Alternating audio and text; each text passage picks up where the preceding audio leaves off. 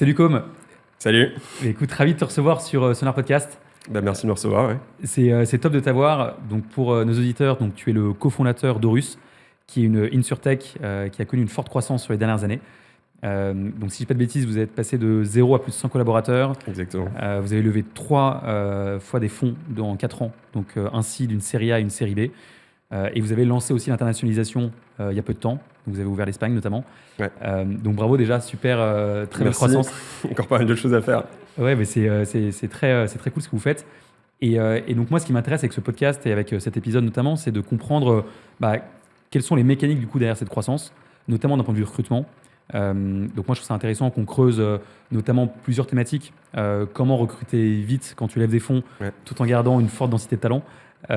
Comment structurer aussi une équipe au fur et à mesure qu'elle grandit, tout en gardant les meilleurs et en s'assurant d'un turnover qui reste bas. Et aussi comment lancer l'international sur des marchés que tu maîtrises forcément moins. C'est toujours un enjeu à l'international dont on parle beaucoup quand une entreprise grossit, et je trouve que c'est intéressant aussi d'avoir ta vision là-dessus. Est-ce que déjà ça te va comme programme? Parfait. Écoute, génial. Allons-y. Peut-être si tu veux, pour commencer, je te propose de te présenter. Du coup, encore une fois, merci de me recevoir. Pour me présenter rapidement, donc moi je m'appelle Com, je suis l'un des 3 cofondateurs et le CEO d'Aurus. Et Aurus, tu l'as dit, c'est une insurtech pour les TPE. Donc concrètement, on permet à toutes les TPE de se couvrir sur l'ensemble de leurs besoins d'assurance de manière simple, rapide, efficace, que ce soit 100% en ligne ou via nos courtiers partenaires. Ok, super. Et du coup, cette idée, elle t'est venue, si je dis pas de bêtises, tu as travaillé chez Partech du coup pendant quelques années avant de lancer cette boîte. Comment l'idée t'est venue déjà? Et peut-être après, j'aurais une deuxième question qui est comment l'idée d'entreprendre t'est venue aussi en venant du VC? Effectivement, donc Partech, c'est un des gros fonds généralistes de VC en Europe. Et ce qui est marrant, c'est que quand je suis arrivé chez Partech, j'avais pas du tout l'ambition d'entreprendre. En fait, au départ, je me suis dit, je vais rejoindre Partech parce que je suis passionné par la technologie, de l'impact que ça peut avoir sur la vie des gens, sur le monde en général. Et je suis assez fasciné par les entrepreneurs parce que j'ai envie de bosser avec des gens qui me donnent de l'énergie plutôt qu'ils m'en prennent. Donc c'était vraiment ça mon point de départ. Il était aussi simple que ça. Je me suis dit, c'est l'environnement dans lequel j'ai envie d'évoluer, d'apprendre et de progresser. Et après, quand tu changes de rôle, ou en tout cas de carrière, je trouve qu'il y a toujours un peu un push et un pull. Et pour moi, le push, c'est que chez Partech, ça faisait 5 ans que j'étais là-bas, que je faisais le métier, et honnêtement que j'adorais. Mais c'était après le Covid, c'est un peu le moment où tout le monde a commencé à se poser plein de questions. Qui suis-je, où vais-je, qu'est-ce que j'ai envie de faire dans la vie, etc. Et c'était aussi un peu la fin d'un cycle, parce qu'on avait déployé quasiment l'intégralité d'un fonds, il y avait un renouveau dans l'équipe. Donc j'étais un petit peu à la croisée des chemins de me dire, est-ce que j'ai envie de continuer sur ce track-là? Est-ce que j'ai envie d'être partenaire et d'essayer de construire ma carrière chez Partech, mais c'est du temps long, le métier d'investisseur? Ou est-ce qu'au contraire, j'ai envie de faire un pas de côté ou potentiellement de changer de voie et d'aller du côté opérationnel? Et donc, c'est là que j'ai commencé un peu à réfléchir vraiment à ce qui me motivait, ce que j'avais envie pour cette prochaine étape. Et j'ai réalisé que j'avais vraiment envie de passer du côté opérationnel pour déjà avoir un sujet dans le temps long. Parce que le métier de VC, ça reste un métier finalement assez transactionnel. Certes, tu peux accompagner les entrepreneurs après au board, etc. Mais finalement, tu changes de sujet à chaque fois que tu fais un nouveau deal. Donc, j'avais envie de pouvoir rester dans le temps long. J'avais envie de pouvoir voir plus concrètement l'impact de ce que je faisais, encore une fois de construire quelque chose, et puis on en reparlera, mais aussi de choisir les personnes et l'environnement dans lequel j'avais envie d'évoluer. Donc à ce moment-là, encore une fois, je n'étais pas sûr de vouloir créer une boîte, mais je me suis dit, ok, je suis sûr de vouloir passer du côté opérationnel. Et il y a un entrepreneur qui t'a donné envie spécialement d'entreprendre, parce que je suppose que tu en as côtoyé beaucoup en étant chez Partech. Est-ce qu'il y a des gens qui t'ont inspiré particulièrement En vrai, il y en a plein, tu vois. Évidemment, dans les boîtes qu'on avait backées, notamment dans le milieu de l'assurance, tu avais Jean-Charles Samuelian d'Alan qui a fait une success story absolument incroyable, qui a changé complètement la perception de ce marché. Mais je dirais de manière plus générale, et c'est pour ça que j'avais choisi ce métier-là, c'est qu'en fait, que tu vendes des cannes à pêche, que tu fasses du recrutement ou que tu vendes de l'assurance, tu as des gars qui à un moment ont choisi de consacrer 10 ans de leur vie pour résoudre un problème qui est concret, qui leur parle. Et ça, je trouve que c'était quelque chose qui pour moi était hyper stimulant. C'était quelque chose qui me drivait, de se dire en fait j'ai envie d'avoir ce même moteur, cette même énergie au quotidien, de faire quelque chose qui me passionne. Et c'est là où j'ai fait un petit peu la bascule. C'est que chez Partech, j'ai rencontré Tom, qui est l'un des autres cofondateurs et une des personnes que j'admire le plus. Et en fait, ça a été un peu le double déclic parce que la première chose, c'est qu'on avait les mêmes passions pour les sujets insurtech. Et donc, on a identifié le besoin sur le marché pro ensemble. On s'est dit, OK, il y a un énorme marché, il y a un énorme problème, il y a quelque chose qu'on veut pouvoir adresser. Donc, si tu veux, c'était un peu l'idée qui nous est venue à ce moment-là en analysant les différentes chaînes de valeur, les segments qui étaient mal adressés, etc. Et le deuxième déclic qui est essentiel, c'est de se dire, en fait, j'ai la personne qui me donne la confiance pour franchir le Rubicon et me dire, OK, j'ai envie de me lancer. Je me suis dit, avec Tom, je ne sais pas si ça a marché, mais je sais que tout seul, j'y arriverai pas. Et qu'avec lui, au moins, l'aventure, tu vois, elle méritera d'être vécue, quoi. Alors, 2 questions, c'est intéressant. Peut-être la première, c'est du coup, tu dis que vous aviez développé une passion pour l'InsurTech tous les deux. Ouais. Ça me fait sourire, puisque sur papier, c'est pas le secteur que les gens Clairement. trouvent passionnant. Toi, qu'est-ce qui t'a passionné justement dans ce secteur-là? En fait, il y a plein de choses, et c'est vrai qu'à chaque fois, quand je parle de l'assurance, les gens se disent « Ok, c'est le produit que tout le monde déteste, c'est le secteur le moins sexy, qu'est-ce que tu vas foutre là-dedans ?» Mais quand tu prends le temps de creuser un peu ce marché-là, la première chose, c'est que c'est un sujet qui est important et qui touche la vie des gens. Tu vois, c'est ce que je te mentionnais un peu au début sur moi, ce qui va me motiver. Quitte à passer 10 ans de ma vie à construire quelque chose, j'ai envie que ça ait un impact concret sur la vie des gens. Et l'assurance, fondamentalement, c'est aider les gens à faire face à des situations auxquelles ils ne pourraient pas survenir seuls. Donc ça, déjà, je crois que la mission, si tu veux, elle était noble. La deuxième chose, c'est que c'est un marché qui est hyper complexe, qui touche à tout, qui touche à la macroéconomie, à la microéconomie, à la science comportementale, à l'actuariat. En fait, tu as plein de branches là-dessus. Et donc, je trouvais que c'était un marché sur lequel la profondeur était suffisante pour pouvoir, encore une fois, y consacrer plusieurs années. Donc, c'est vraiment progressivement que je me suis intéressé à ça. Mais après, une fois que tu es dedans, finalement, ça reste un métier de passionné. Et tous les gens dans l'assurance sont globalement des passionnés. Et toi, c'est vrai qu'en tant qu'entrepreneur, en plus, qui voulait résoudre un problème complexe sur un gros marché, en plus, du coup, je suppose que l'assurance cochait ces 2 cases-là. Clairement, et c'est là où, encore une fois, on a pu franchir le cap. C'est de se dire, il y a un énorme besoin, il y a un énorme marché. Je sais qu'avec Tom, on va pouvoir faire quelque chose. Et ce qui est marrant, c'est que, tu vois, jusqu'à la dernière minute, j'ai douté un peu à franchir le cap de l'entrepreneuriat. Et je me souviens hyper bien des dernières heures, on va dire, chez Partech, où j'avais 2 craintes. La première, c'était, Tom, tu l'as pas rencontré, mais il est beaucoup plus calme que moi, beaucoup plus posé, il communique différemment, sous stress, etc. Et du coup, j'avais peur qu'en fait, on démissionne pas en même temps, tu vois. que moi, je fasse le premier pas et que lui le fasse pas. Parce que la veille, je dis, attends, demain, on rend la copie, on va poser le truc, on va démissionner, on coupe le cordon. Est-ce que t'es chaud, tu vois? Il faut sauter en même temps, quoi. Et il faut sauter en même temps, parce que sinon, clairement, toi, t'as démissionné, l'autre, il est posé dans son job. Il me dit, ouais, pas de problème, je suis chaud. Je dis, non, mais t'es sûr, t'as bien réfléchi, est-ce qu'on franchit bien ce cap-là? Donc ça, finalement, c'était une première crainte et il l'a faite. Et la deuxième, et c'est là où en fait il n'y avait plus de point de retour, c'est quand je l'ai annoncé à mon ancien boss, qui est quelqu'un qui a un caractère très fort. Et donc j'avais peur de me prendre une énorme volée de bois vert qui me tombe dessus en disant écoute, c'est pas possible, tu nous mets dans la merde, etc. Et je me souviens, j'étais allé déjeuner chez lui.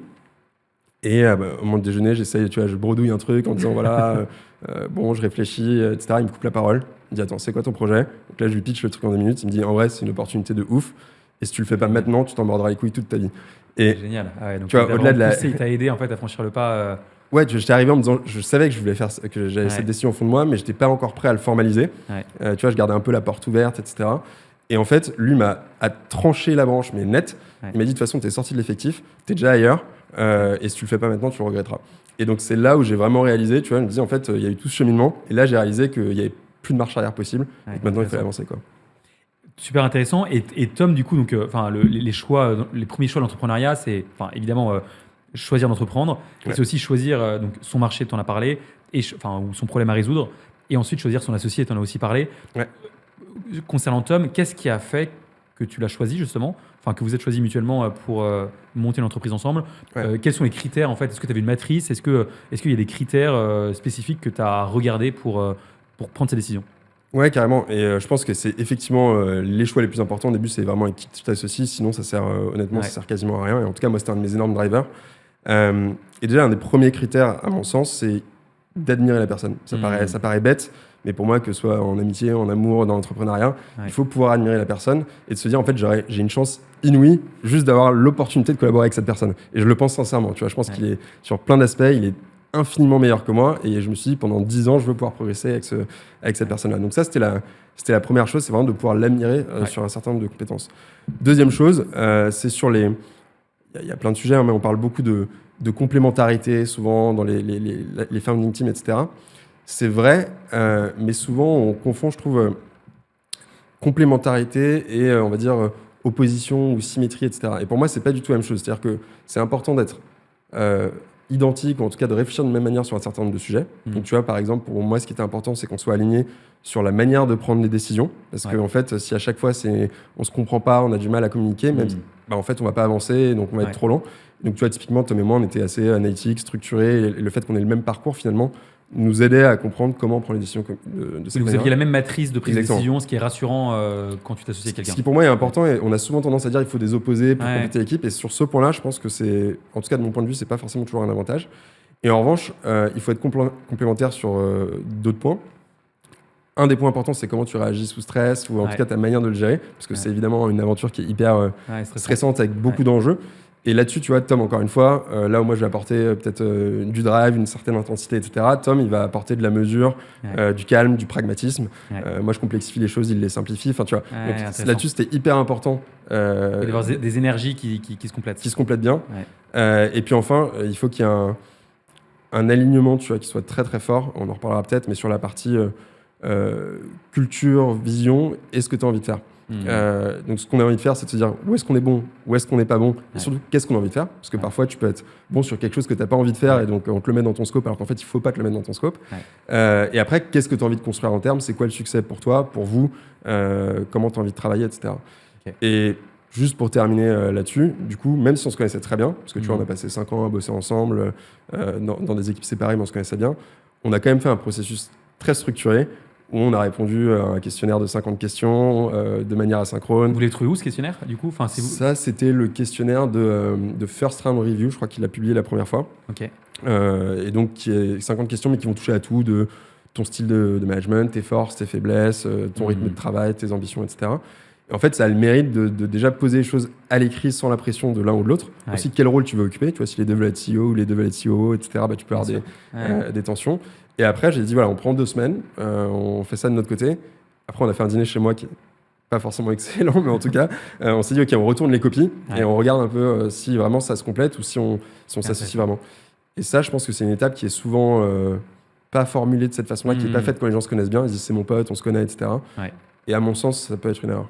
Ok, super intéressant. Et un autre recrutement du coup assez clé que vous avez fait au départ, moi je me souviens, c'était donc recruter votre CTO, puisque vous étiez du coup 2 profils VC entre guillemets qui partaient dans une boîte dans la tech, sans tech, et donc vous êtes associés, vous avez recruté votre premier CTO. Je sais que vous avez écrit un article là-dessus que tu as posté sur LinkedIn qui était très intéressant où tu expliques justement les différentes étapes, enfin un peu le REX, l'apprentissage que tu en as tiré. Est-ce que tu peux peut-être repartager ici rapidement tu vois, les apprentissages que tu as tirés de ce recrutement qui est souvent clé parce que, alors je sais pas à quel point c'est vrai, mais j'ai l'impression que souvent des VC ne veulent pas investir dans une boîte tech si jamais il n'y a pas de CTO. Donc ça aussi, je sais pas si c'est une fausse information, une fausse vérité, mais curieux d'avoir ton avis là-dessus. Et c'est vrai que du coup, beaucoup d'entrepreneurs sont un peu bloqués parce qu'ils n'arrivent pas à recruter leur CTO. Et donc tu peux avoir la tendance à recruter le mauvais pour aller vite, mais forcément du coup ça a des impacts négatifs. Ou alors attendre trop longtemps jusqu'à ce que l'un des cofondateurs se démotive et du coup que ça n'aboutisse pas. Donc voilà, je pense qu'un équilibre dur à tenir et c'est un premier défi entrepreneurial pour beaucoup. Toi, comment est-ce que tu l'as vécu? Est-ce que tu peux nous partager un peu ton... C'était effectivement un des recrutements les plus importants parce que c'est notre CTO et troisième cofondateur. Oui. Et donc ça, vous saviez dès le début que vous alliez l'associer? Ouais, et en fait, en tout cas, c'était la volonté parce qu'en fait, comme tu l'as dit, nous, on venait du milieu du VC. Et donc notre job c'était d'essayer d'analyser quelles sont les bonnes équipes qui peuvent lever des fonds, construire des grosses boîtes sur des marchés, etc. Et bon, il n'y avait pas besoin d'être un aigle pour voir qu'avec 2 profils similaires où en fait on n'avait pas d'expérience managériale, pas d'expérience technique, pas de compétences sectorielles, jamais managé de notre vie, etc. Franchement, on n'était pas la dream team à baquer. Donc moi je m'étais dit juste avec mes lunettes d'investisseur, c'est pas la bonne boîte, la bonne team à baquer. Et donc de ce constat-là, c'est déjà la première base, c'est déjà être conscient de ses faiblesses. On s'est dit, même au-delà des levées de fonds, etc., si on veut pouvoir construire le produit, on ne pouvait pas encore vibe coder. Il faut qu'on puisse avoir effectivement une troisième personne technique et quelqu'un qui puisse nous compléter.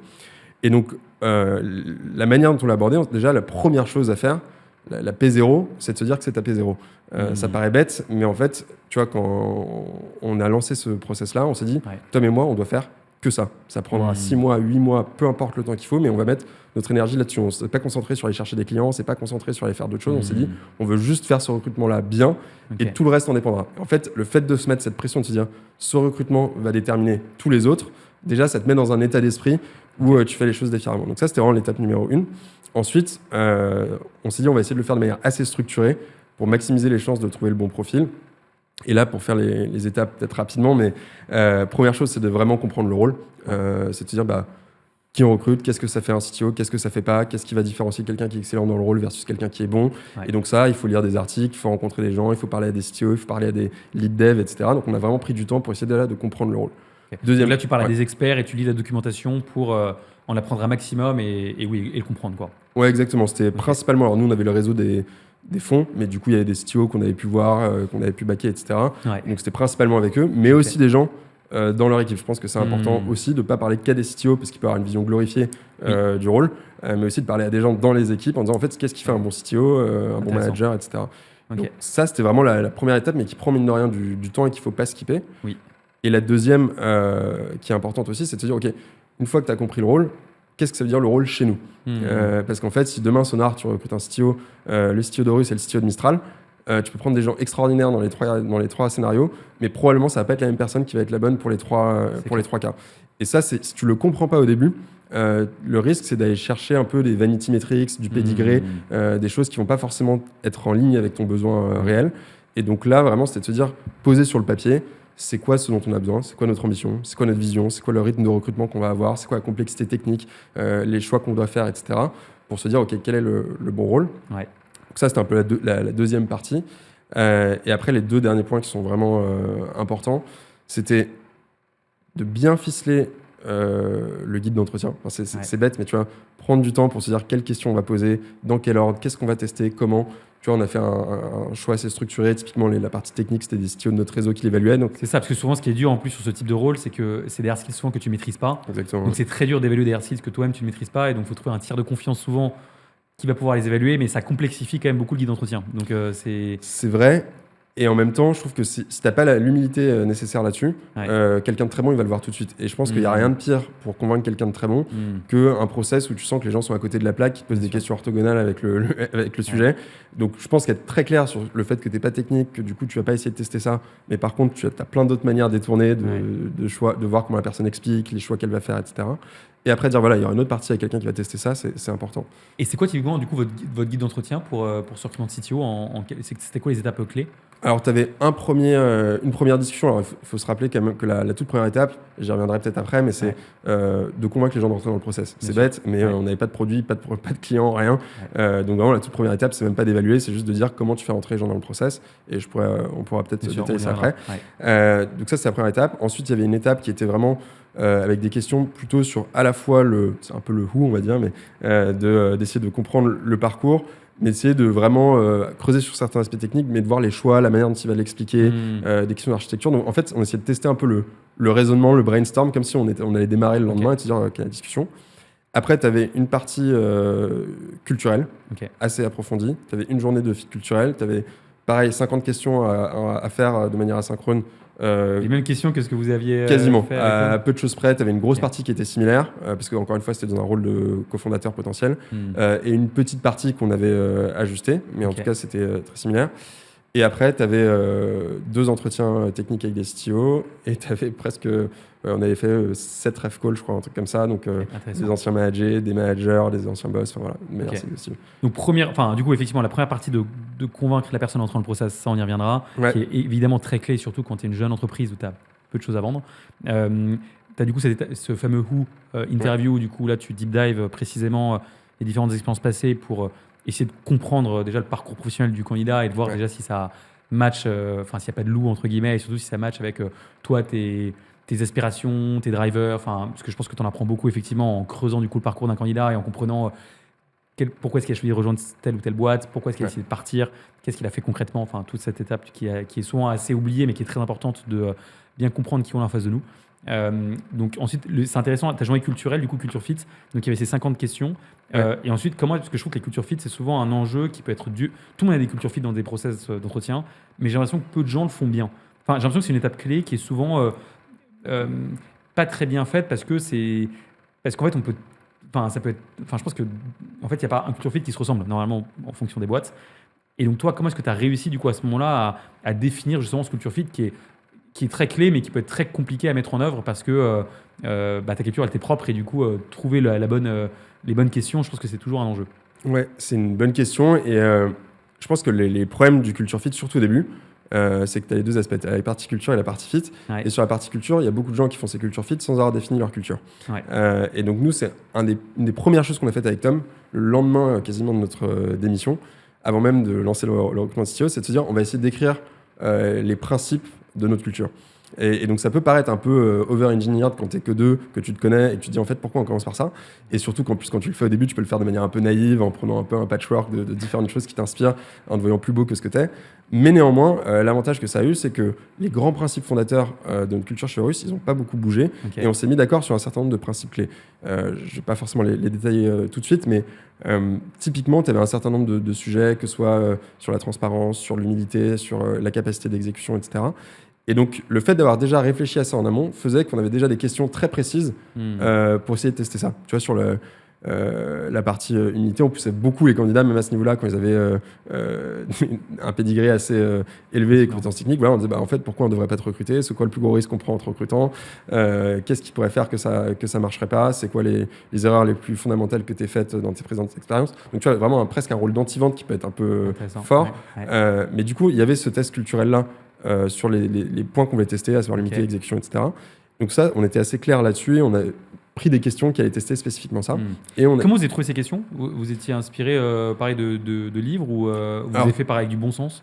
Les deux. Franchement, c'est un mix. À chaque fois que je cherche des questions, je disais, voilà, on veut tester l'humilité. Donne-moi une liste de questions. Il n'y avait pas encore GPT et autres, mais en tout cas, tu pouvais trouver des articles là-dessus.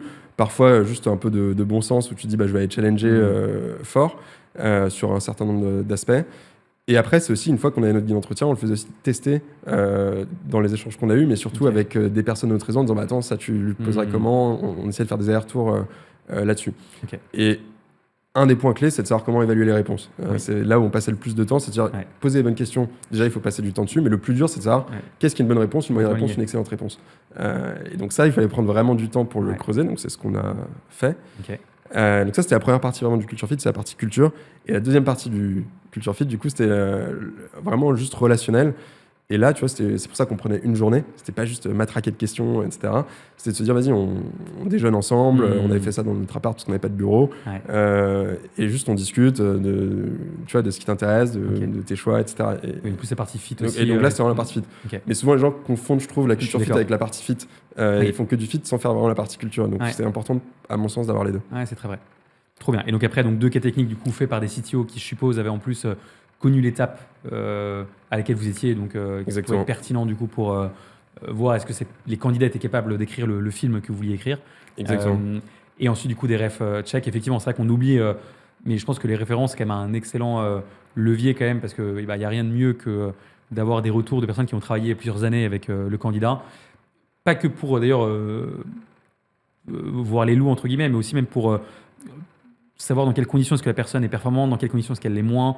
En fait, il y a quand même rien de mieux, je trouve, pour apprendre vraiment à connaître une personne, sans essayer de la piéger en tout cas, et même de bien préparer du coup la collaboration, le management, de bien préparer les bonnes conditions pour. Je trouve que c'est un très bon outil de référence. Et je trouve qu'on l'oublie un peu là-dessus. Franchement, clairement indispensable. Tu vois, on le fait systématiquement pour tous les rôles. Pour celui-là, en plus, c'était le premier, encore une fois, qu'on recrute, donc tu n'as vraiment pas envie de te planter, donc on l'a vraiment fait jusqu'au bout. Mais encore une fois, ça te donne la confiance des deux côtés. Parce que tu vois, Samuel... je terminerai après comment on l'a recruté, mais quand il est arrivé, un truc qui m'a marqué, c'est qu'il m'a dit, franchement, tu vois, j'ai 20 ans d'expérience, j'ai passé plusieurs process, j'étais CTO de 3 scale-up avant. Il dit, c'est le process le plus exigeant que j'ai passé.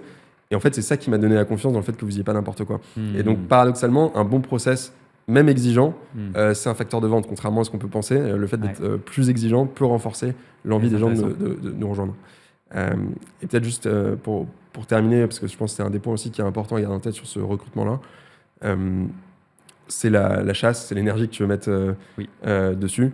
Les gens ne me croient pas en général quand je raconte cette histoire, mais on a contacté 793 personnes.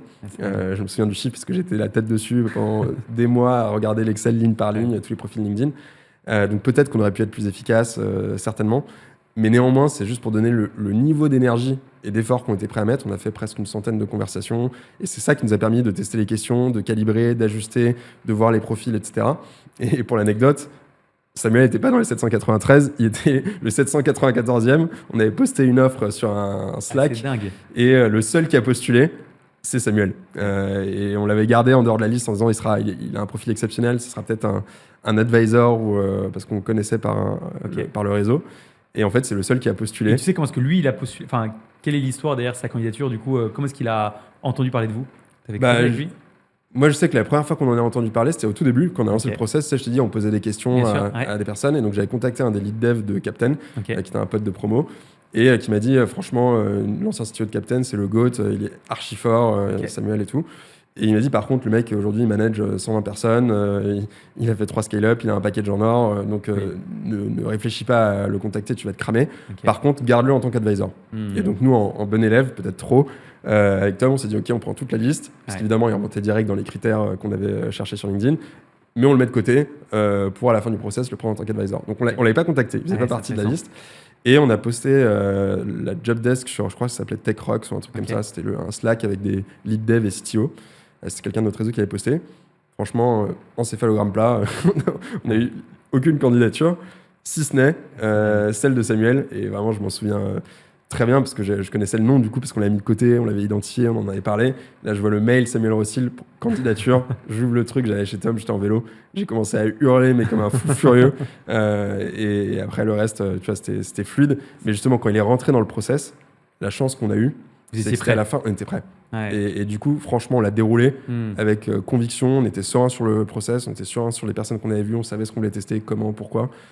Et du coup, c'est ça qui lui a donné aussi la confiance de nous rejoindre. Dans cet article, d'ailleurs, tu parles aussi d'un point que j'ai trouvé intéressant, c'est le fait que justement, quand tu es entrepreneur, souvent, d'autant plus quand tu recrutes un CTO, tant que tu n'as pas ton CTO, tu es un peu bloqué dans le développement de ton produit. Enfin, en tout cas, à l'époque, effectivement, aujourd'hui, avec le vibe coding et l'IA, c'est peut-être moins le cas, mais à l'époque, ça l'était. Et tu peux vite, du coup, être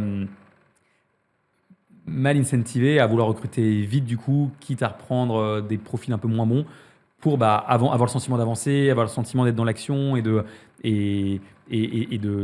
commencer du coup à lancer ta boîte. Ouais. Comment est-ce que toi, quelle est ta perception là-dessus sur cet équilibre à tenir entre rapidité et qualité du recrutement qui est dur d'aligner et quelle est ton appréciation là-dessus?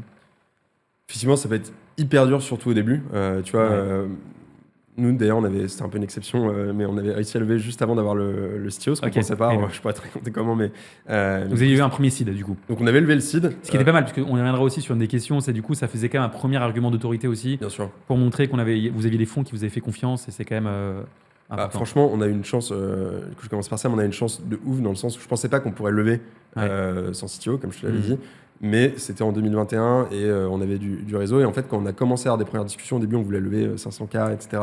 Ouais. Et en fait, c'est les fonds qui nous ont fait confiance au départ et qui nous ont dit en vrai, les gars, votre vision, elle est claire. Vous savez exactement ce que vous voulez faire. Maintenant, il faut les moyens pour construire la meilleure équipe possible.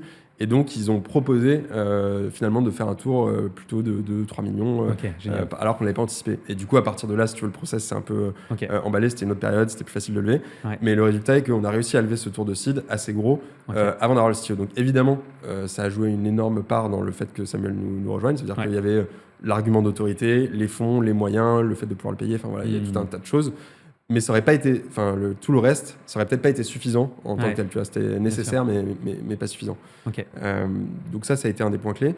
Mais du coup, quand on a levé les fonds, on n'avait pas de CTO. Et donc là, par rapport à ce que tu dis, franchement, je sentais le vent du boulot arriver. Tu vois, je me suis dit, là, on a 5 millions sur le compte, mais on ne peut pas écrire une ligne de code. Ouais, t'as une pression. On n'a pas de produit. Et il va bien falloir qu'on commence à dire dans les investor updates qu'est-ce qu'on fait de nos journées. Tu vois. Ouais, Et donc là, franchement, il y avait une pression très, très, très, très forte pour recruter le CTO.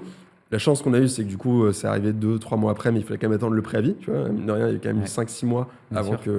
5 mois avant que Samuel arrive vraiment. Ouais. Et pour répondre à la question, je pense qu'on était clair sur le fait qu'on n'allait pas compromettre là-dessus. Sur ces premiers rôles, à mon sens, tu peux pas. Donc, soit tu décides de juste accepter de prendre un peu plus de temps. Tu vois, tu as la discussion avec les fonds, avec tes fondateurs, enfin tes associés, et tu dis, c'est pas grave, mais juste on va démarrer le chrono dans 6 mois, le temps de trouver la bonne personne.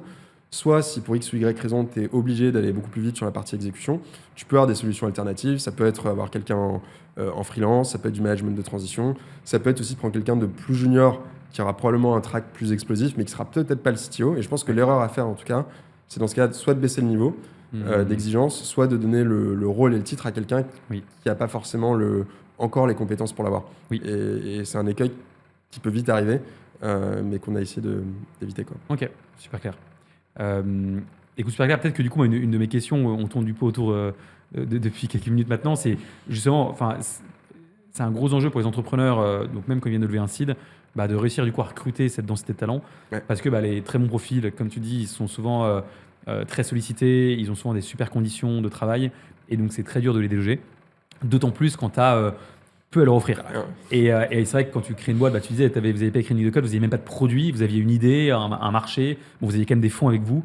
Mais toi, du coup, là-dessus, quels seraient les conseils que tu donnerais à un entrepreneur qui est dans cette situation-là au début de son aventure, qui doit recruter des super profils et qui a du mal à les convaincre, à les embarquer? Qu'est-ce qui, toi, avec le recul, t'a aidé? Qu'est-ce que tu ferais peut-être différemment?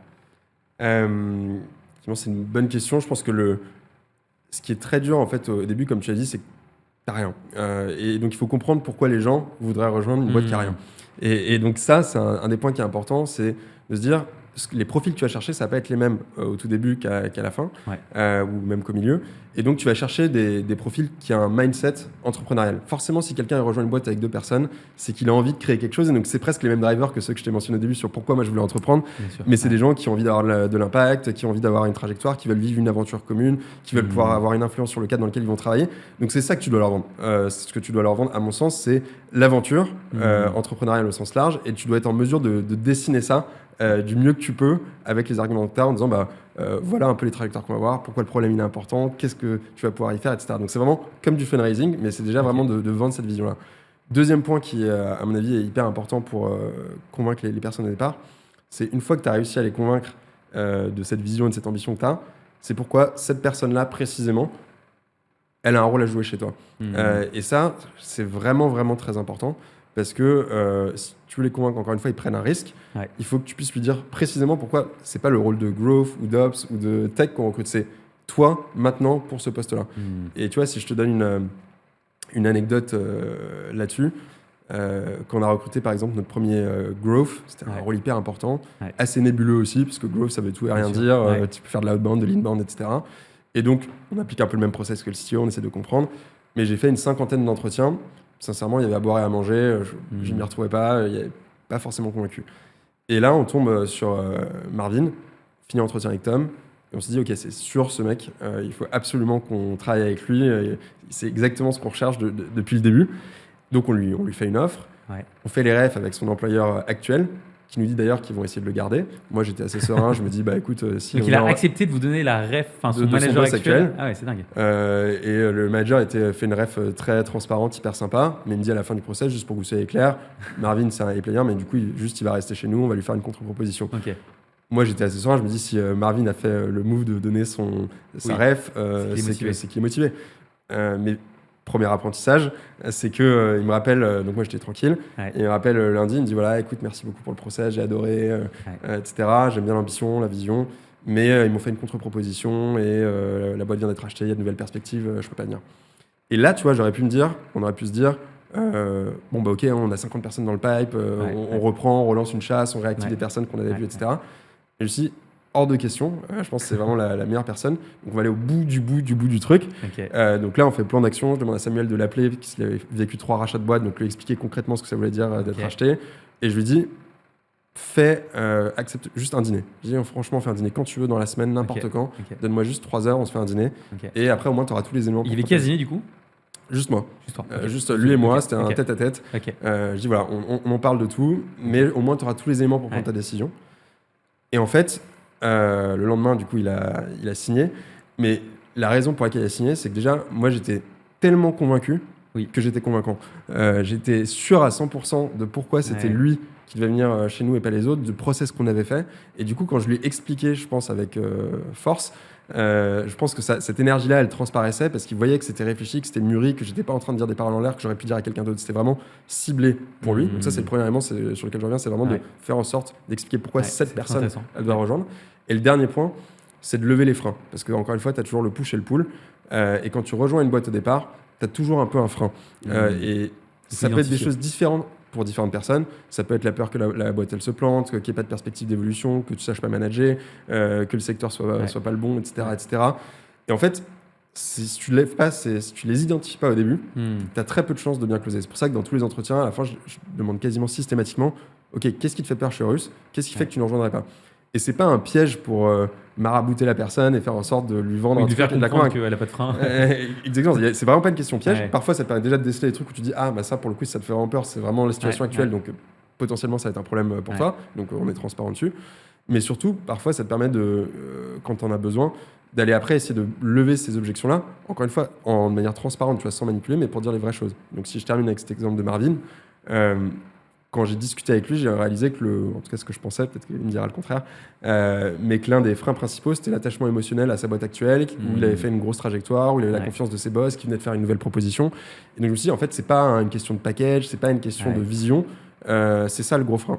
Et du coup, dans notre discussion, à la fin, j'ai passé une énorme partie à lui expliquer mon expérience personnelle de quand est-ce que j'avais quitté Partech. J'avais eu le même sentiment, j'avais peur de trahir mon boss, etc. etc.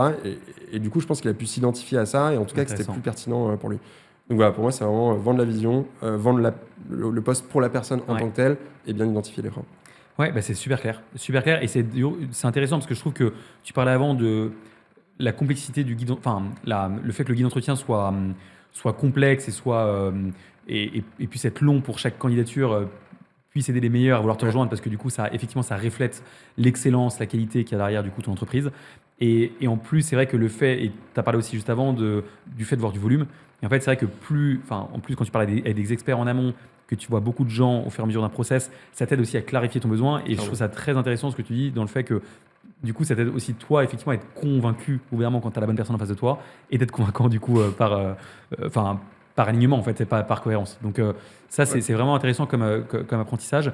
Et du coup, je repense même à un point que tu m'as dit au début de l'apprentissage sur Samuel en l'occurrence. Tu parlais du coup de bien définir, donc bien comprendre le rôle, on en a parlé avec les experts.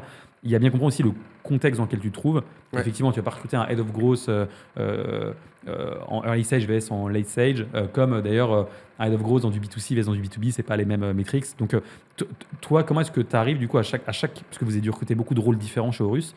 Quel est votre process justement de définition en fait, de la scorecard, des prérequis qui vont être importants pour chaque rôle, sachant que souvent c'est des métiers que vous ne connaissez pas, donc vous appelez des experts, mais comment est-ce que vous faites quand même pour... est-ce que vous avez un process qui vous aide du coup à bien définir ce que vous cherchez du coup?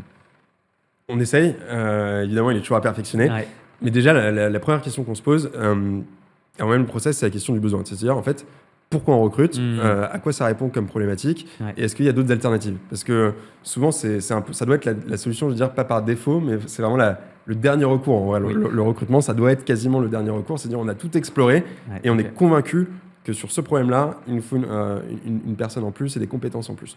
Donc déjà, ça veut dire, est-ce qu'on peut automatiser un certain nombre de choses? Est-ce qu'en fait, si on a débloqué quelque chose sur cet autre pôle, on n'aurait pas ce problème ici? Enfin, vraiment analyser la root cause du problème pour se dire quel est le besoin vraiment auquel on essaie de répondre.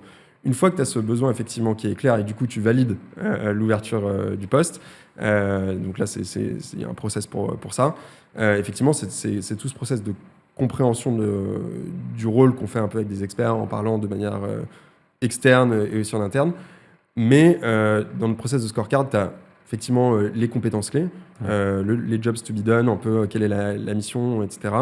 Et surtout, quelque chose que moi j'aime bien faire, il y a deux choses importantes, c'est qu'est-ce qui va distinguer l'excellent du bon? Ça paraît prétentieux dit comme ça, mais la raison pour laquelle j'aime bien me poser cette question, en tout cas, c'est que ça permet de vraiment zoomer sur les 2-3 critères qui vont faire qu'à compétence égale, parcours égal, track record égal, tu vas choisir une personne plutôt que l'autre. Et donc, typiquement, si tu dis, je prends deux consultants qui ont fait le même parcours, les mêmes années, les mêmes écoles, qu'est-ce qui va différencier? Deux sales, pareil, qu'est-ce qui va les différencier? Et c'est là où, souvent, tu t'arrives en te posant cette question-là, à mettre le doigt sur vraiment les 2-3 trucs qui vont compter. Parce que sinon, effectivement, tu as toujours le classique du mouton à 5 pattes, où il faut qu'il soit bon absolument partout. Et ça, c'est difficile à faire. Donc ça, c'est un des premiers éléments de filtrage qu'on essaye de faire, c'est de dire voilà, comment on distingue un peu le bon de l'excellent. Deuxième point, c'est sur tu parles de l'organisation et je trouve que c'est hyper important, le contexte, c'est que j'ai réalisé, et là pour le coup on a fait des erreurs là-dessus, c'est que en fait tu peux prendre la meilleure personne si tu la mets dans le mauvais environnement, elle risque d'être en échec. Et donc typiquement, tu vois, on avait fait cette erreur-là sur un poste en Ops. En fait, la personne était très bonne techniquement, il n'y avait aucun problème, etc. Mais par contre, on avait juste mal anticipé que le manager n'allait pas avoir la bande passante nécessaire pour vraiment pouvoir faire monter en compétences, donner du contexte, et qu'on avait besoin que la personne soit onboardée en 3-4 mois avec un contexte assez large, une bonne compréhension des enjeux business. Ça, c'est pas le problème entre guillemets, du process qu'on a fait ou de la personne qu'on a recrutée, c'est juste qu'on a mal défini en amont le besoin et on a mal défini le contexte dans lequel cette personne évoluerait. Ok. Donc ça, tu vois, typiquement, ça fait partie aussi des éléments qu'on essaye de mettre dans la scorecard, en plus de juste les skills, etc. quoi. Oui, donc ce dernier point, c'est du coup dans quel est le contexte qui va correspondre, enfin, quelle est la personnalité de la personne et comment est-ce que du coup cette personnalité peut matcher avec notre contexte actuel pour s'assurer qu'elle ne soit pas malheureuse. Tu reprends l'exemple de quelqu'un qui est, j'en sais rien, sales dans une scale-up post-série B, bah, elle sera peut-être moins heureuse dans une boîte post-seed où en fait il faut trouver le go-to-market et c'est pas le cas dans sa boîte actuelle et du coup elle sera hors de sa zone de confort et potentiellement peut-être moins performante parce que c'est moins ses compétences. Donc c'est ça qui fait référence. Tu as ça et vraiment aussi quels moyens tu lui donnes. C'est-à-dire que est-ce que le contexte va lui correspondre, est-ce qu'elle va être heureuse, mais surtout est-ce que je lui donne vraiment les moyens d'être à son meilleur niveau. Okay. Et donc ça c'est comprendre, tu le disais avec les références, etc. Mais ce dont la personne a besoin pour performer au meilleur niveau. C'est-à-dire quel budget, quels outils, quel management, est-ce que c'est le management resserré ou plus distant, quelle perspective d'évolution, etc., etc. Et en fait ça moi c'est quelque chose que j'avais tendance à sous-estimer en disant juste la personne a l'air trop bien, elle est trop forte, elle coche les différentes cases. Mais en fait, on se rend compte que finalement, même si elle cochait les différentes cases, comme on ne lui donnait pas forcément le cadre, les moyens, etc., bah, ça avait changé le besoin. Et ça, je trouve que c'est un peu on va dire du recrutement situationnel. Mais c'est-à-dire qu'une personne va pas performer de la même manière à compétences égales en fonction de l'environnement et des moyens que tu lui donnes. Et ça peut être dur de le déceler, parce que tu peux le déceler avec les refs, effectivement. Tu peux le déceler en posant la question directement à la personne, mais certaines personnes ne sont pas tout le temps conscientes de ce qui est bon pour elles. Tu vois ce que je veux dire ? Est-ce que vous avez un moyen du coup de déceler ça ? Bah, je trouve. Encore une fois, ce n'est pas le sujet sur lequel je pense qu'on a été les meilleurs et encore aujourd'hui, je pense qu'il faut qu'on progresse dessus. Mais c'est vraiment plutôt si tu tires le trait de l'équipe et quand tu te poses avec le manager ou le hiring manager, enfin la personne qui recrute, c'est de se dire, OK, concrètement, comment cette personne va s'intégrer dans l'équipe, comment tu vas pouvoir l'accompagner, quelles ressources tu vas mettre à disposition, etc. Par rapport, encore une fois, aux enjeux business que tu as définis en amont. Et c'est là où il faut vraiment rentrer dans le détail, parce que si tu le fais de manière un peu surfacique, tu dis, bon voilà, on a besoin de quelqu'un qui soit bon sur tel outil, tel niveau, etc. Mais tu as oublié de te dire, en fait, j'ai besoin de quelqu'un qui comprenne le contexte business très rapidement, qui collabore avec 3 équipes de manière ultra fluide, qui soit très bonne en project management. Enfin, tu vois, ça va être des petites nuances.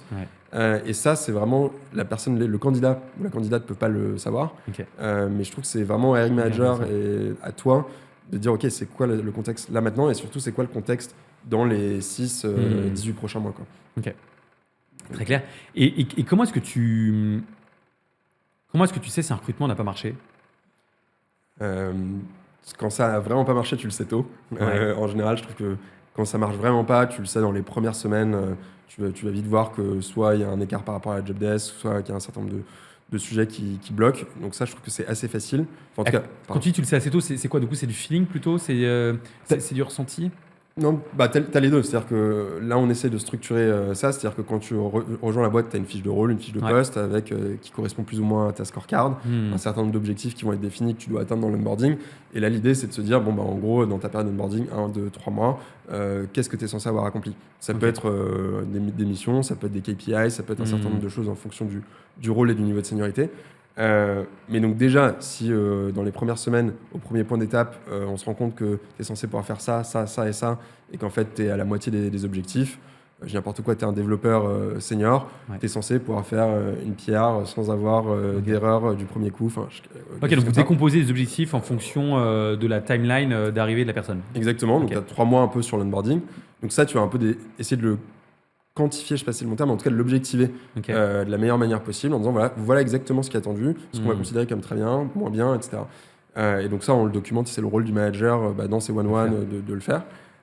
Et après, donc ça c'est un peu sur la partie hard skills. Et après, tu as la partie un peu relationnelle où tu vois, si dès le début, tu sens que tu as des remontées à gauche à droite en disant attends, je comprends pas, bosser avec com c'est insupportable, etc. Et le culture fit, mais culture fit qui pêche. Ça, tu le sais généralement assez vite. Donc, c'est un des points d'ailleurs sur lesquels on. Et tu penses, si je creuse un peu cette partie-là, tu penses que du coup, quelqu'un qui, pour avoir un onboarding un peu plus lent, c'est forcément du coup un mauvais recrutement ? Non, mais je pense qu'il faut savoir pour quelle raison tu fais les choses. C'est-à-dire que, imaginons que tu es quelqu'un qui soit un petit peu plus lent. Déjà, il faut voir l'écart par rapport à la job desk et aux enjeux que tu t'es fixés. Si tu es à 20%, clairement, tu vas dire, ouais, la courbe est trop raide, enfin la pente est trop raide. Donc potentiellement, c'est un mismatch et on risque de mettre la personne en difficulté aussi. Elle va pas être heureuse si elle a cette pression-là pour faire quelque chose qu'elle n'est pas en mesure de délivrer dans les 12 prochains mois. Tu sais, c'est pas un jugement, mais donc tu as déjà un peu une question de degré de dire où est-ce qu'elle se positionne par rapport aux attentes. Et après, si la personne, tu vois, elle est pas très loin, ça fait partie de notre culture. Moi, j'estime que ça fait partie du rôle de la boîte d'aider les gens à progresser. Moi, le premier, j'ai plein de défauts, des millions de trucs que je fais très mal. Donc, il faut progresser en continu. Et quand tu arrives dans un job, si tu es à peu près à job desk, on va essayer de continuer à te faire progresser. Et je pense que beaucoup de gens peuvent apprendre sur beaucoup de skills, surtout aujourd'hui. En revanche, le deuxième principe de notre culture, c'est la bonne attitude. Ça peut paraître un peu bizarre comme principe, mais il est fondé sur une conviction assez forte qui est que tu peux apprendre à peu près tout et n'importe quoi si tu mets la volonté et les efforts. En revanche, l'attitude, c'est quelque chose qui est extrêmement dur à apprendre. Et surtout, j'estime que ça ne fait pas partie du rôle de la boîte de te l'apprendre. Donc si on se rend compte, c'est un peu le fit culturel, mais qu'il y a un problème de ce point de vue-là, là, pour le coup, il n'y aura pas de, on va tirer sans sommation. Il n'y aura pas de 36 000 avertissements parce que je pense que ça va être compliqué de faire évoluer la personne et que ce n'est pas notre rôle. Donc voilà, tu peux avoir un onboarding plus long, mais à condition que ce soit principalement des skills à acquérir et que ce soit dans un degré qui soit raisonnable. Par contre, sur la partie culturelle, on reste, on va dire, intransigeant. Super clair. Peut-être s'il y avait une chose que tu ferais différemment du coup en recrutement sur tes premières années, ce serait quoi ? En vrai, sur les tout premiers recrutements, je trouve qu'on a fait assez peu d'erreurs. On aurait pu le faire plus vite, mais finalement, on a réussi à garder tout le monde. Je pense qu'on a choisi plutôt au bon niveau. Il y a deux choses, je pense, qu'on a moins bien faites ou qu'on pourrait faire différemment. C'est recruter plus vite, notamment sur certains postes comme la tech. Tu vois, comme on avait une équipe d'un très bon niveau, il y a Samuel qui avait ses compétences, etc. On a réussi à faire énormément de choses avec très peu de personnes. Mais du coup, moi n'ayant aussi moins de connaissances sur le sujet, on a assez mal anticipé les moments où vraiment il faut que ça accélère. Et du coup, on n'a pas vu le recrutement tech de la même manière que le recrutement de toutes les fonctions business. On a vraiment essayé de se dire, on construit la machine, on est toujours dans une quête permanente de recrutement. Là, en plus, on a une super équipe, et puis on la fera passer à l'échelle le jour venu. Et donc ça, c'est une transition qui est... Donc manquer d'anticipation, en fait.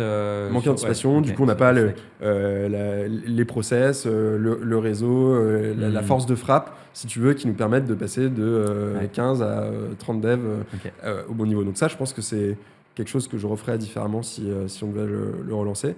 Et le deuxième point, c'est exactement celui que tu mentionnes. C'est justement l'anticipation, et c'est quelque chose que j'ai encore du mal à faire. C'est que plus la boîte grossit, plus elle se complexifie, plus en fait tu as des effets de bord du recrutement que tu peux pas anticiper, enfin que tu dois anticiper, pardon. Et donc j'ai un peu tendance parfois à attendre, comme je veux que ce soit le dernier recours, entre guillemets, que la sonnette d'alarme soit tirée. Mais souvent, du coup, quand on peut la tirer, c'est déjà, on va dire, trop tard. C'est-à-dire que tu as déjà une surchauffe, tu as déjà un manque qui n'est pas forcément comblé. Et donc, ça peut créer un problème dans l'organisation.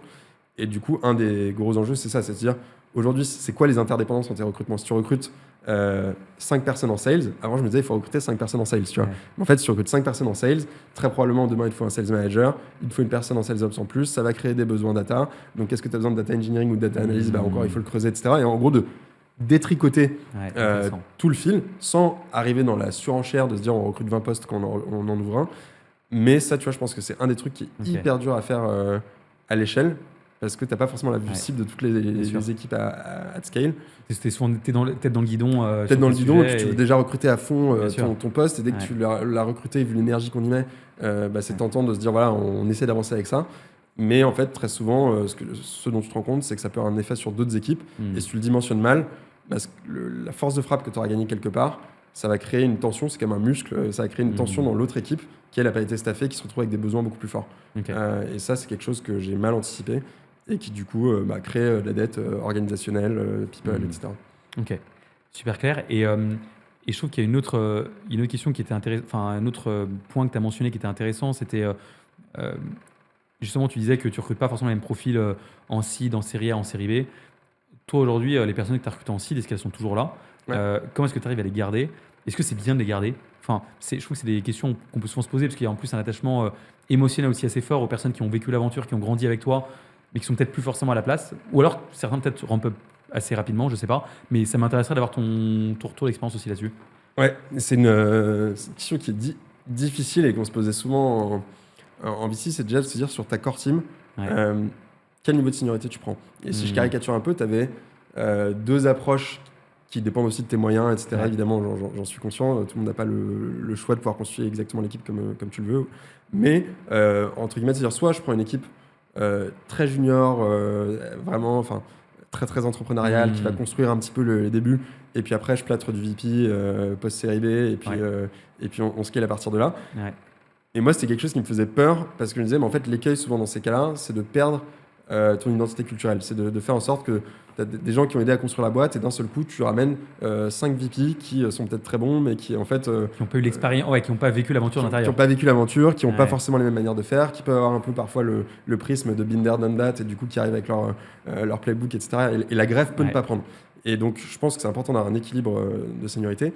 Mais le pari, du coup, que nous, on a fait, qui, je pense, était le bon, en tout cas pour la première étape, c'était de se dire, on veut taper au milieu. C'est-à-dire qu'on prenait des gens qui n'étaient pas des juniors, mais des gens qui avaient entre 4 et 7 ans d'expérience. Après, sur les postes très techniques, type CTO, Chief Insurance Officer, là, vraiment de l'expertise pour complémenter notre équipe. Mais en faisant le pari de se dire, OK, c'est le premier sale, c'est le premier growth, c'est le premier partenariat, c'est le premier, etc., premier product. Et on va faire le pari de construire cette aventure ensemble et de pouvoir scaler le plus loin possible ensemble. Donc, c'était pas un poste où on dit, vous serez forcément, j'ai pas tiré le trait, j'ai pas fait de promesse en mode, voilà, vous serez forcément head of et ci et ça. Okay. Mais de fait, ce qui est assez unique, je pense, dans l'écosystème tech aujourd'hui, sur quasiment tous les rôles, partenariat, produit, finance, etc., même sales, c'est les premiers qui sont aujourd'hui encore la leadership team d'aujourd'hui. Nico, premier sales, aujourd'hui manage 40 sales, etc. Donc, jusqu'à maintenant, c'est ce qui a très très bien fonctionné, ce qui nous a permis de franchir les étapes. Là où je te rejoins, c'est que on sent qu'à partir de cette phase de série B, tu as quand même un changement d'échelle qui est important. Et donc là, tu as deux choses qui peuvent se passer. La première, c'est que juste tu peux arriver aussi un peu au bout d'un cycle, de l'énergie que tu as envie de donner, parce que mine de rien, ça paraît facile, mais c'est éreintant d'être dans la situation dans laquelle on est, où tu te défonces pour la série A, tu célèbres une journée, le lendemain tu repars, etc. Tu fais la série B, tu as à peine réussi qu'il faut tripler les effectifs, augmenter les objectifs, etc. Et donc ça met une pression qui est énorme sur les gens. Et donc je pense que il faut aimer ce challenge-là, mais c'est tout à fait normal et j'ai aucun jugement par rapport à ça. Qu'à un moment, tu peux te dire, en fait, là, j'ai plus les cannes, j'ai pas envie de me remettre dans cette course-là. Et donc ça, c'est une première chose, c'est que tu peux avoir l'énergie qui change en disant, bah voilà, franchement, j'ai vachement appris de choses. Voilà. Deuxième chose, moments de vie aussi, en plus, qui peuvent... moments de vie qui peuvent changer. Il peut y avoir plein de raisons qui peuvent le faire, mais tu peux grandir, la culture de la boîte peut changer, ça te plaît moins. Enfin, il y en a qui... Donc voilà, ça, c'est la première chose. Deuxième chose, c'est que le rôle évolue énormément. Tu vois, je disais, Nico, il est arrivé premier sales, aujourd'hui il a 40 sales. Son rôle aujourd'hui, c'est de faire du recrutement, de structurer des process, etc. C'est pas ce pourquoi il a été recruté au début, et c'est pas ce qui à la base il aimait faire. Tu vois, c'était pas son métier. Et donc, t'en as qui aiment cette transition de passer d'un peu je fais de l'opérationnel, etc. à je suis manager, puis je fais des process, etc. Il y en a d'autres qui n'aiment pas du tout ça, en fait, qui se rendent compte, et c'est aussi une des erreurs qu'on peut faire et qu'on a faites d'ailleurs, c'est parfois de pousser des gens parce qu'ils sont bons dans ces tracks-là, mais sans qu'eux ni nous n'ayons le temps de nous poser la question de se dire est-ce que c'est vraiment ce que tu veux. On dit en fait t'es trop fort, ça marche bien, donc il dit j'ai besoin de 2 personnes en plus, on recrute 2 personnes en plus, et en fait tu te réveilles 6 mois plus tard, tu as une équipe de 6 personnes, tu fais que des one-one, du management, voilà. Et ça, parfois la réalisation de ce truc-là, tu peux te dire juste c'est plus du tout ce que j'ai envie de faire, j'ai plus du tout le rôle dans lequel je tire de l'énergie, ça m'épuise de faire ça. Et donc tu peux avoir envie d'autres choses, et donc ça c'est la deuxième chose qui peut arriver, c'est qu'en fait la personne se rend compte que c'est pas ce qu'elle aime faire. Et la troisième chose évidemment, c'est que parfois tu te rends compte aussi qu'avec les besoins ils évoluent plus vite que les personnes, que la montée en compétences. et donc là encore une fois c'est pas un jugement, mais quand tu as quelqu'un qui est arrivé et qui en 2 ans doit passer de X à faire x10, tu peux être la meilleure personne de la Terre, il y a quand même des choses qui s'apprennent avec de l'expérience, etc. Et donc parfois en fait tu es obligé de combler un manque de compétences ou d'expérience avec de la seniorité externe. Et donc c'est la phase aussi dans laquelle on est actuellement. Mais l'équilibre que je trouve qu'on a trouvé, c'est qu'on a gardé un bon équilibre entre les personnes qui sont arrivées au début, qui continuent à écrire l'histoire d'Horus. Oui, tu remplaces pas ton COMEX à chaque série, et tu essaies de créer de la continuité avec les gens qui grandissent aussi. Et tu as d'autres postes, voilà, tu as Head of People, Head of Brand, etc. Enfin, tu as des postes où tu n'as pas de compétences encore en interne. Du coup, on a lancé des recrutements et du coup, on structure l'équipe avec plus de seniorité, etc. Un gros élément aussi qui est arrivé récemment pour vous, c'est que vous avez ouvert l'international. Ouais. Vous avez du coup ouvert l'Espagne, je crois. Ouais. C'est souvent un gros défi pour les entrepreneurs français d'ouvrir l'international. Comment est-ce que toi tu t'y es pris? Quels sont les apprentissages que tu as tirés de recruter du coup des profils du coup internationaux dans une boîte qui n'est pas encore? Ouais. Est-ce que tu peux nous raconter un peu? Ouais, carrément. C'est effectivement un gros défi. Et le premier, juste pour remettre un petit peu le contexte de quand est-ce qu'on l'a ouvert, Bien sûr. Ouais. nous, l'international, c'était avant la série B. Ok. Donc, l'enjeu, c'est-à-dire qu'on n'avait pas encore les mêmes moyens. L'enjeu, globalement, c'était de maximiser l'espérance, minimiser la variance. Donc, c'est vraiment Ok. de se dire, on essaye de trouver un pari qui permette de mettre un premier pas dans la porte, mais on ne va pas y aller avec tambour et trompette, on n'a pas les moyens. Donc, vraiment, on fait les choses le plus low touch possible.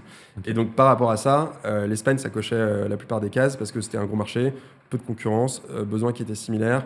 On avait déjà des relations avec des porteurs de risques qui pouvaient nous accompagner là-bas, donc moins complexe d'un point de vue technique, et proximité culturelle, dans le sens où on avait déjà des profils qui parlaient un peu espagnol dans l'équipe, en product, en care, donc ça nous permettait, si tu veux, de lancer, d'avoir un peu ce beachhead où tu peux te lancer rapidement. Vous avez lancé depuis Paris initialement au Ouais. début? Ok. Et du coup, c'est là où peut-être, encore une fois, je dis pas que c'est la bonne ou la mauvaise Ouais. approche, tu peux avoir autant d'approches que de Bien marchés sûr. et de boîtes, mais un des écueils en tout cas que j'avais vu en VC, c'est justement, tu vas à toute berzingue, tu recrutes 10 personnes, country manager, etc. Et en fait, tu croises les skis 6 mois plus tard parce que tu es allé trop vite, tu n'as pas de marché. Et du coup, finalement, ça ne fonctionne pas. Et donc là, nous, ce qu'on s'est dit, on va y aller de manière plus précautionneuse. Et donc, on s'est dit, on va tout lancer depuis la France. Et donc là, concrètement, ce qu'on a fait, c'est qu'on a recruté des sales espagnols Ok. à Paris, en faisant ce pari de centraliser. En fait, c'est le pari de l'homogénéité culturelle et de l'émulation par rapport à une compréhension locale Bien sûr. de marché. Donc c'était de se dire, comme on va avoir que 2 sales au début, plutôt que d'avoir 2 sales tout seuls en Espagne, on préfère les avoir à côté de l'équipe pour qu'ils puissent comprendre nos process de vente, Bien sûr. s'insuffler de la culture. Ok. Ça, c'était un des points importants. Et je pense que ça a pas mal marché. Mais Ok. après, tu me disais un peu quels étaient les challenges et les enseignements là-dessus. Je pense que tu en as 2. Le premier, c'est que quand tu lances l'international, souvent c'est une priorité parmi d'autres. Tu vois, nous, on avait la série B qui arrivait, il y avait plein d'autres projets, etc. Et je pense que c'est vraiment très important, d'un point de vue culturel, engagement, communication, de ne pas en faire un side project, de vraiment se dire, en fait, on lance l'international, c'est un énorme sujet, c'est une énorme opportunité. Il faut créer du focus. Il faut vraiment créer du focus, de l'engagement derrière, parce que ça rajoute une charge de boulot à tout le monde. Ouais. En fait, celui qui pilote les ads, il va falloir qu'il lance des ads Bien sûr. pour l'Espagne. Le recrutement, t'es pas espagnol, tu dois recruter des gens Bien qui sûr. parlent espagnol. Donc en fait, Le produit doit forcément être un peu adapté à certaines. le produit doit être adapté. au marché. Donc tu as plein de choses qu'il faut Ouais. faire.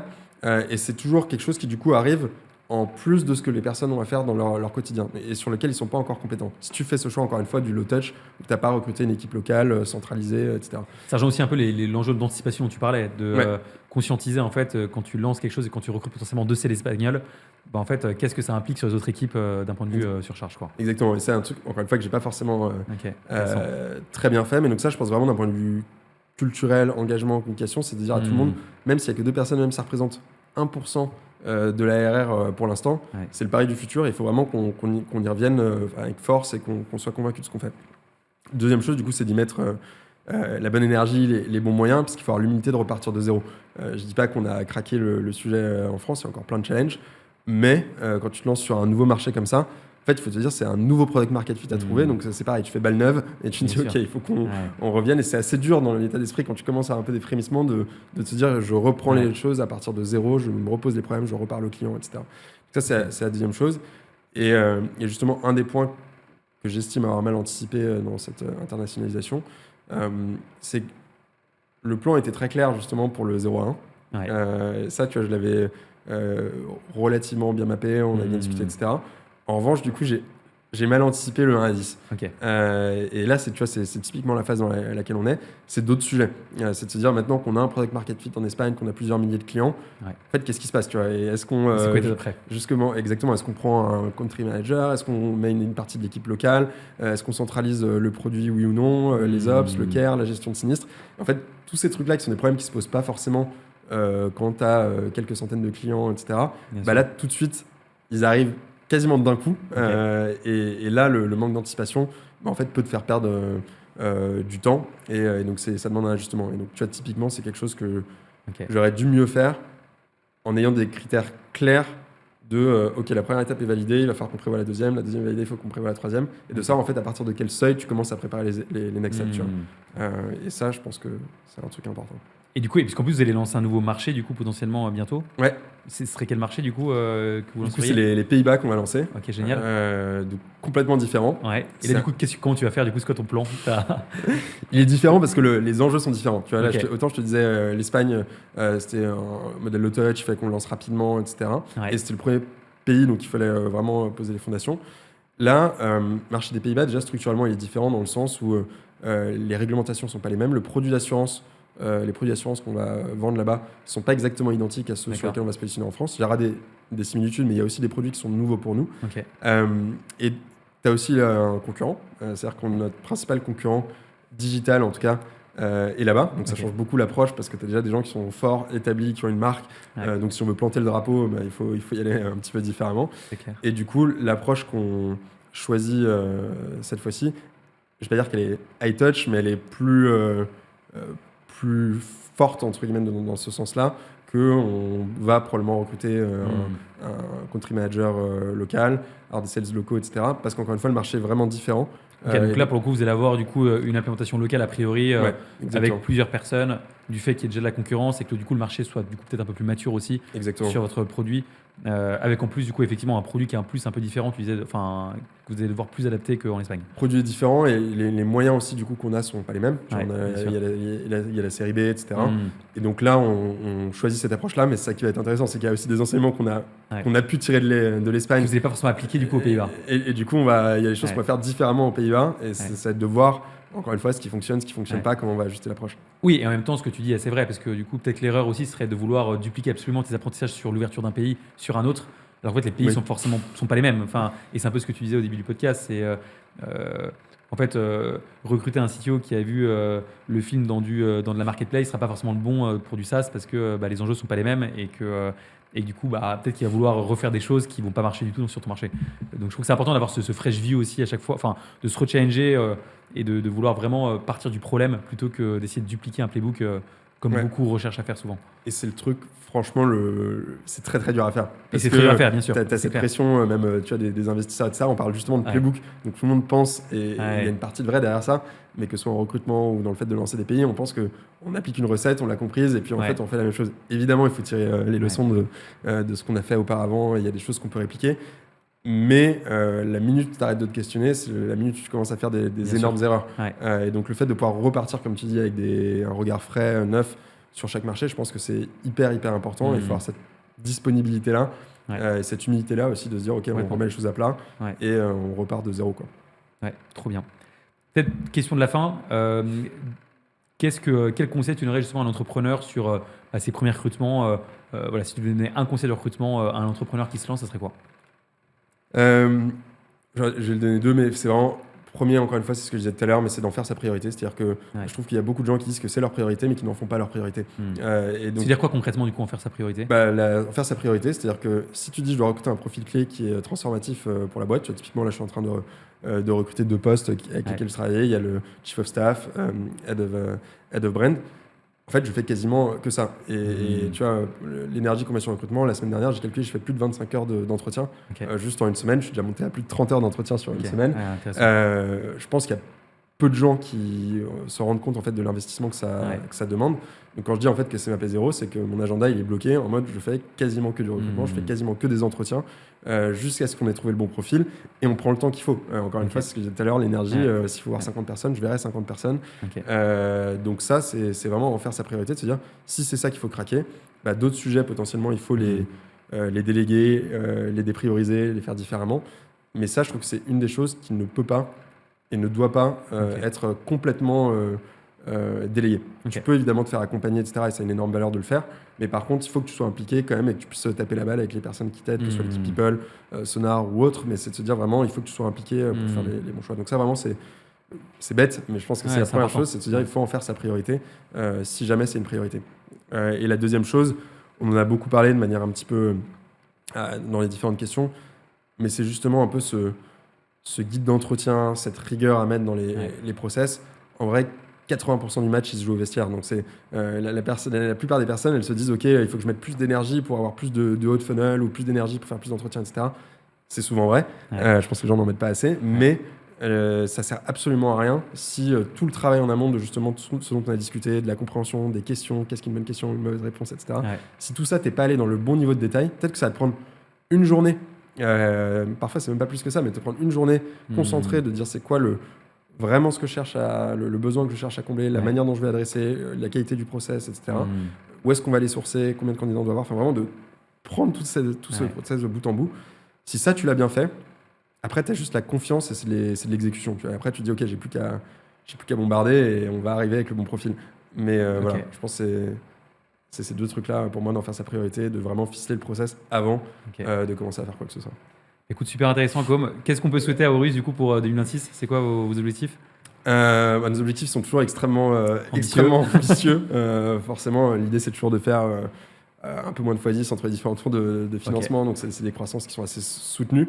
Mais du coup, les 3 priorités qu'on a, c'est de continuer à lancer des offres d'assurance pour étendre un peu notre gamme de produits. Consolider nos différents canaux d'acquisition. On a un modèle, on a à la fois du direct, des partenariats, le courtage qu'on a lancé, donc c'est vraiment de montrer notre capacité à scaler sur ces différents canaux-là. Et puis enfin, l'international, on en a parlé évidemment. En France, là, on commence à avoir une position où on a gagné une certaine part de marché. Maintenant, l'enjeu, c'est de faire ça à l'échelle européenne, en commençant par l'Espagne, bientôt les Pays-Bas, et pourquoi pas d'autres pays par la suite. Bon, génial. Écoutez, on te souhaite tout ça en tout cas. Merci encore pour ton temps et pour tes réponses. Merci de m'avoir reçu. Et écoute, à très bientôt. Salut Com. Salut, à bientôt.